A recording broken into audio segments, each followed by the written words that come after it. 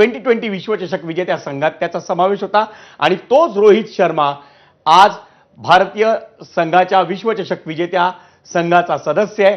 केवळ सदस्य नाही तर या संघाचा तो कर्णधार देखील आहे आणि त्याच्याच नेतृत्वाखाली त्याच्याच फलंदाजीच्या कर्तृत्वावर भारतानं पुन्हा एकदा 2020 विश्वचषकाला गवसणी घातली आहे. त्यामुळे हा क्षण टिपण्यासाठी केवळ रोहित शर्मा नाही तर यशस्वी जयस्वाल सारखा या संघातला नवोदित शिलेदार देखील उत्सुक आहे आणि म्हणूनच प्रत्येक जण सेल्फी टिपतोय, प्रत्येक जण ती दृश्य आपल्या मोबाईलच्या कॅमेऱ्यात बंदिस्त करतोय.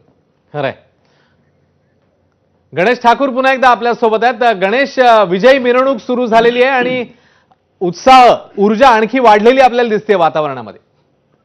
अगदी बरोबर. आणि जसं या टीम इंडियाने इतिहास घडवला आणि त्यांच्यासाठी हा क्षण, आजचा क्षण या चाहत्यांचा, मुंबईकरांचा, मुंबईच्या या सर्व क्रिकेट प्रेमींचा, मुंबईच्या या सर्व नागरिकांचा टीम इंडियासाठीचा प्रेम पाहून आपण यांची बॉडी लँग्वेज पाहिली तर आतापर्यंत आपण पाहतो की कोणताही एक फॅन आपल्या फेवरेट क्रिकेटर, सेलिब्रिटी सोबत फोटो काढतो, सेल्फी काढतो, पण टीम इंडियाचे हे खेळाडू, हे क्रिकेटपटू स्वतः टीम बसमधनं हे क्षण टिपतायत आपल्या मोबाईलवर मध्ये. कारण त्यांच्यासाठी हा क्षणही डॉक्युमेंटेशन करण्यासारखा आहे. कारण भविष्यामध्ये आपल्या मुलांना, आपल्या परिवाराला, आपल्या मित्रपरिवारांना हे क्षण दाखवून त्याला ते रिलिव्ह करू शकतात.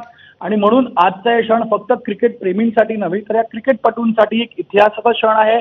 आणि म्हणून प्रत्येक क्षण ते they want to live it आणि त्यांना हे क्षण टिपायचे आहेत आपल्या कॅमेरामध्ये, जेणेकरून डॉक्युमेंटेशन ते करू शकतील.